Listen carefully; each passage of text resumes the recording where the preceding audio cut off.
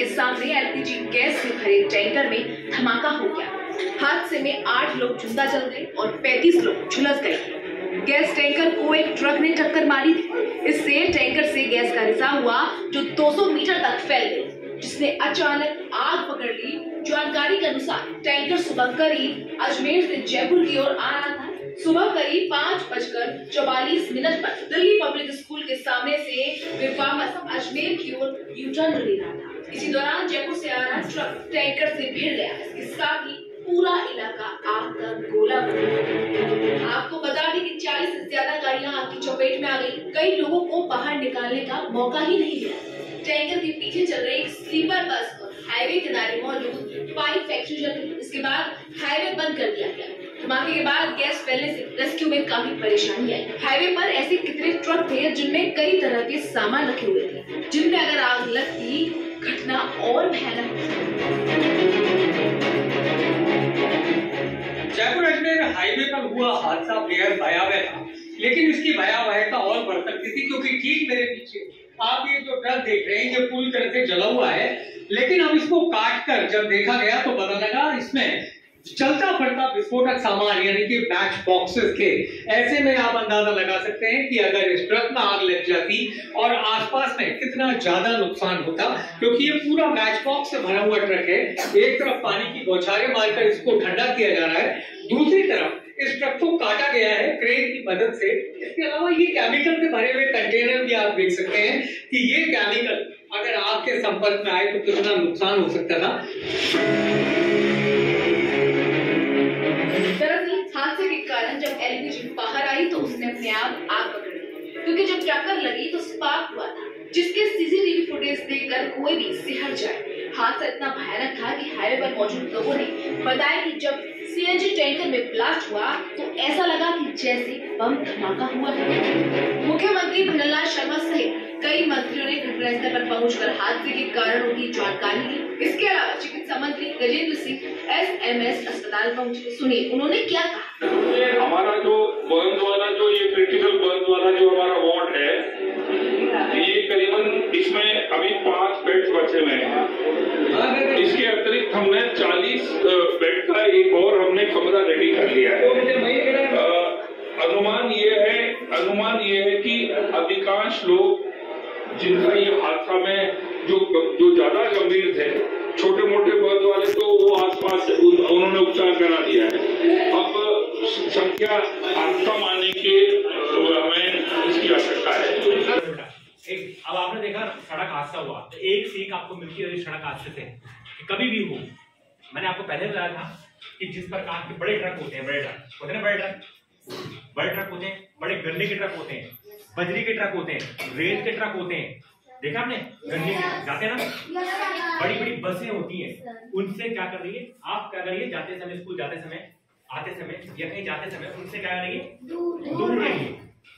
क्योंकि अगर आपने देखा होगा सरिया का ट्रक है, वो सरिया जा रही है या उसमें कोई लकड़ी जा रहा भर के, कोई सामान जा रहा भर के, हो सकता है वो सामान जब आप बिल्कुल ट्रक के पीछे खड़े हैं, हो सकता है वो सामान वहां से निकल के आपके चोट लग जाए। तो अगर आप उससे दूरी बना के चलेंगे तो आपको वो नहीं गन्ने के ट्रक है। कई बार होता देखा गया कि जो विद्यालय बच्चे हैं, स्कूल के बच्चे हैं, वो जाते हैं रोड से और गन्ना जब ओवरलोड होता है ना, गन्ने के ट्रक क्या देखा आपने पलट जाते हैं।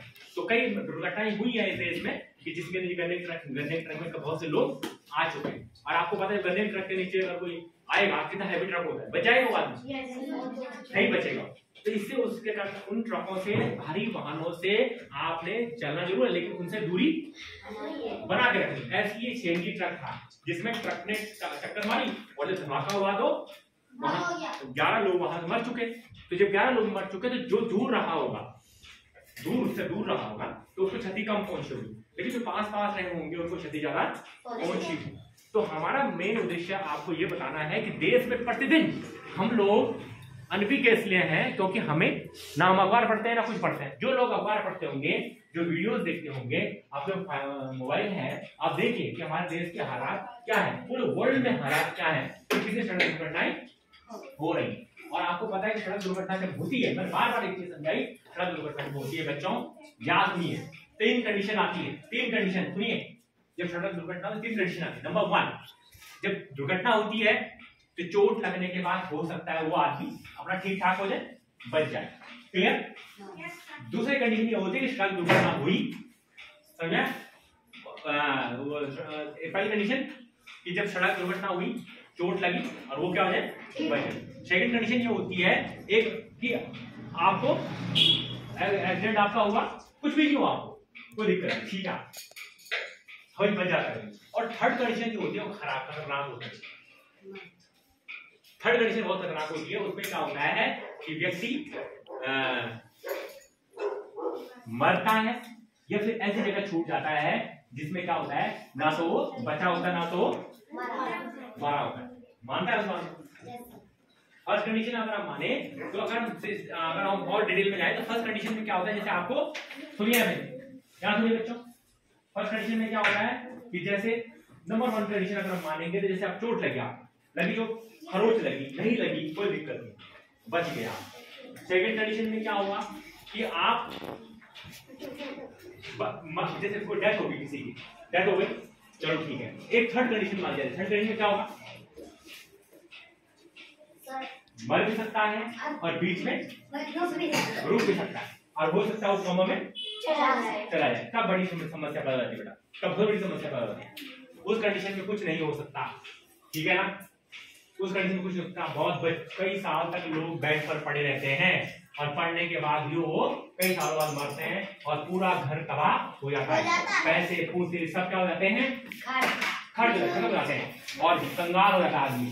और वो आदमी भी क्या हो जाता है, मर जाता है, जिसकी चोट लगती है वो क्या हो जाता है, मर जाता है। तो सड़क दुर्घटना इतनी खतरनाक होती है कि घटना होने के बाद मैंने आपको बार बार बताया कि आदमी चोट लगी ठीक हो गया, जीता रहता है, वो भी जब फंस जाता है, वो भी जब फंसता है और वो फंसता बैठ पे उसकी बाथरूम में बैठ पे करता है, लेटरिन में बैठ पे करता है, खाने में उसको बैठ पे जाता है, जिसे कहते हैं कोमा में चला जाता है। क्या चल रहा है, कोमा। ऐसी कंडीशन है। हो सकता है उसके दोनों हाथ कट जाए, हो सकता है उसके दोनों पैर कट जाए।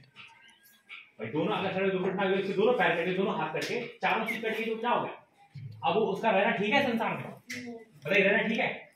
लेकिन लोग पाले बच्चे माँ बाप पालेंगे ना, वो दुख अपने देगा दुख, लेकिन सबको दुखी करेगा। तो ऐसी सड़क दुर्घटनाएं होती है, इसलिए हमारी गलती होती है, सिर्फ क्या हमारी गलती होती है कि हम बहुत जल्दी में रहते हैं। हम क्या होते हैं, बहुत जल्दी में रहते हैं, हम बहुत जल्दी में रहते हैं, बहुत जल्दी में, और क्या करते हैं, धोखा खाते हैं और जिंदगी भर के लिए पछताते हैं।